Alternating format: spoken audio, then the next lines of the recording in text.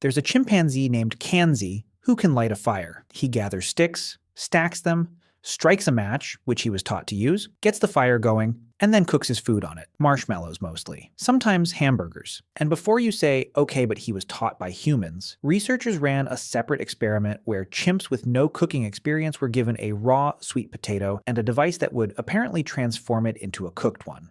The chimps figured it out on their own.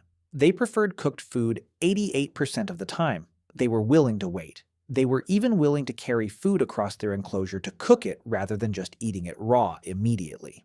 Chimpanzees, it turns out, would cook if they could. So the question isn't really why humans cook. The question is why we're the only ones who figured out how. And the answer to that question leads somewhere nobody expected, to a theory that cooking didn't just change what we ate. It changed what we are. Okay, so before we get into the evolution side of this, let's actually think about what cooking does to food, because most of us take it completely for granted. When you apply heat to food, you are doing chemistry. You are breaking down the molecular structure of whatever you're eating before it ever enters your body. Proteins unfold, starches gelatinize, cell walls rupture, tough connective tissue softens. Things that your digestive system would have had to work hard to break down, or couldn't break down at all, arrive pre-processed. Cooked foods tend to be softer than raw ones. Think about that for a second. A raw potato sitting on your counter has calories in it, but your gut can barely access them. Cook it, and suddenly all those calories become available. Same food, completely different nutritional value, and this isn't just a potato thing. It applies across the board. Meat, vegetables, grains, legumes. Cooking unlocks calories that would otherwise pass right through you. The human brain consumes a quarter of the body's total energy. Cooking is vitally important to supporting that outsized energy demand. A quarter of everything you eat just goes to keeping your brain running. That is an extraordinary tax to pay. And for most of human evolutionary history, food wasn't guaranteed. You couldn't just open a fridge. Every calorie mattered. So when cooking came along and suddenly made food more calorically efficient, more energy per bite, less work to digest, it wasn't just a culinary upgrade. It was potentially one of the most significant biological events in human history. At least, that's the argument. And the person making it most forcefully is a Harvard anthropologist named Richard Wrangham. Wrangham has spent decades studying primate diets and human evolution, and his argument goes like this. Around 2 million years ago, a new species appeared in the fossil record, Homo erectus. Wrangham argues this species emerged as a direct result of cooking. Here's the evidence he points to. Around 1.8 million years ago, Homo erectus arose with larger brains and bodies and smaller guts, jaws, and teeth. Changes consistent with a switch to a more tender and energetically rich diet of cooked food. Those 4 changes, bigger brain, bigger body, smaller gut, smaller teeth, all point in the same direction. An animal that was eating softer, more calorie-dense food. An animal that no longer needed massive jaw muscles to grind through raw, tough plant matter for hours a day.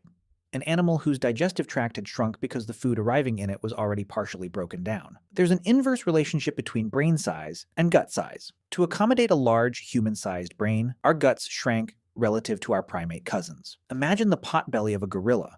A gorilla spends something like 6 to 8 hours a day just chewing and digesting raw vegetation. It has to, because raw plants are so hard to extract energy from that eating is basically a full-time job. That's why gorillas have enormous guts and relatively small brains.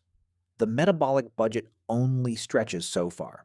You can have a big digestive system or a big brain. Fueling both at the same time on raw food is essentially impossible. Wrangham calculated that Homo erectus would have needed to eat roughly 12 pounds of raw plant food a day, or 6 pounds of raw plants plus raw meat, just to get enough calories to survive. That leaves almost no time for anything else. No tool making, no social bonding, no language development. Cooking freed up that time and those calories. And the effects weren't just physical. Eating cooked food would have increased the time humans spent around the fire together. Time that could be spent socializing, developing speech, building social structures.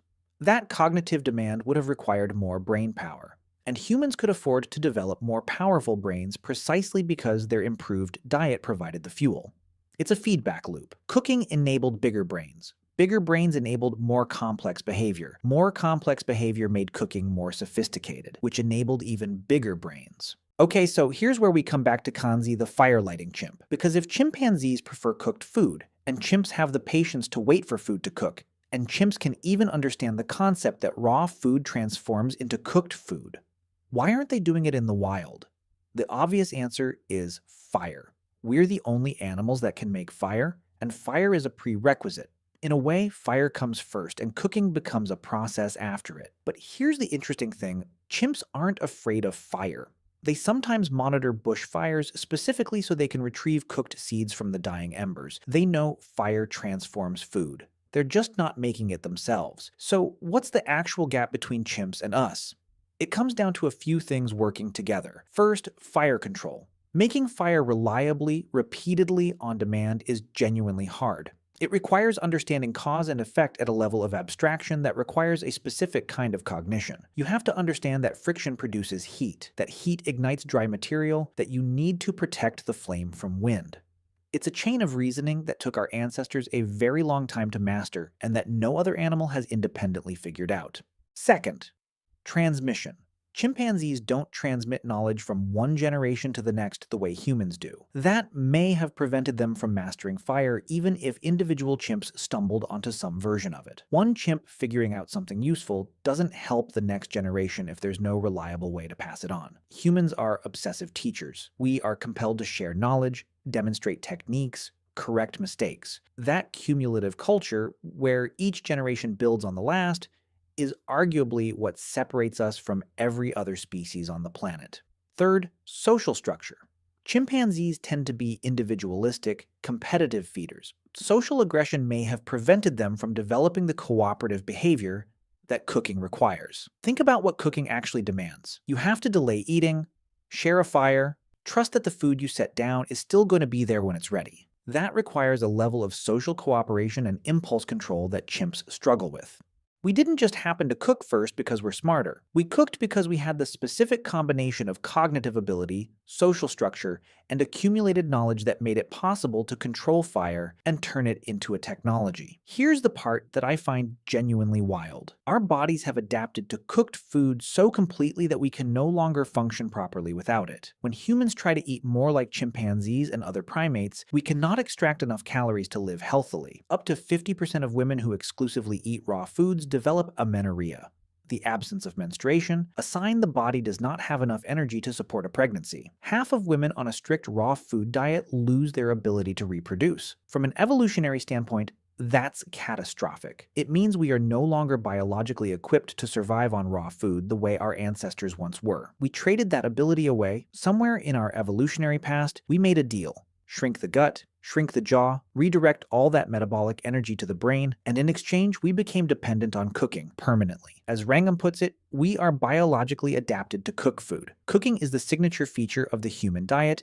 and of human life. Every human society ever documented in every corner of the world cooks. There are no known human groups that eat exclusively raw food. It's not a cultural choice or a preference. It's a biological necessity built into us over nearly 2 million years. Your smaller jaw, your shorter digestive tract, your enormous calorie-hungry brain, all of it is a monument to the moment some ancestor of ours figured out how to control fire and put food on it. So back to Kanzi the chimpanzee. Lighting his fire, cooking his marshmallows. He's got the preference for cooked food. He's got the patience. He's even got, in a limited way, the understanding that heat transforms food. Researchers gave him all of that. What he doesn't have, what no other animal on the planet has independently developed, is the ability to make fire reliably, teach it to the next generation, build a culture around it, and over 2 million years gradually reshape his entire species around the practice. That gap between liking cooked food and actually becoming a cooking animal turns out to be the gap between every other species and us.